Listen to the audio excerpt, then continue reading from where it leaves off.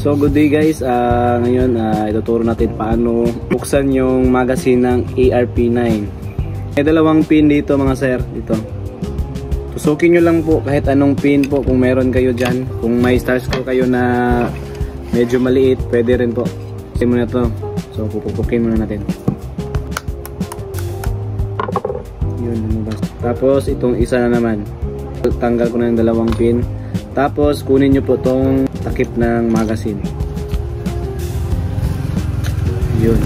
Pagkatapos nyo matanggal yung dalawang pin, tapos yung sa ilalim, pindutin nyo po ito. Tapos tulak nyo pataas. Yun. So pag nabuksan nyo na po yung magazine, tingnan nyo po kung nagpi-play yung motor. Tapos tingnan nyo rin dito kasi may nagbabara dito. Kahit yung mga brand new boss, meron mga bala na lumiliit dito kasi doon siguro sa factory pa nila tinetesting na yung mga unit, so hindi natanggal yung mga bala.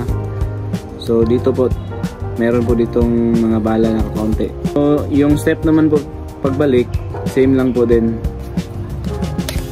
Lagyan nyo dito,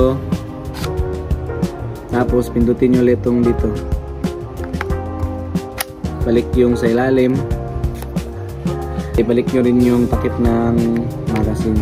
Sa mga nagme-maintenance ng mga magazine nila, mas pabuti po ang lagyan nyo lang pin itong may takip kasi mas importante dito katulad.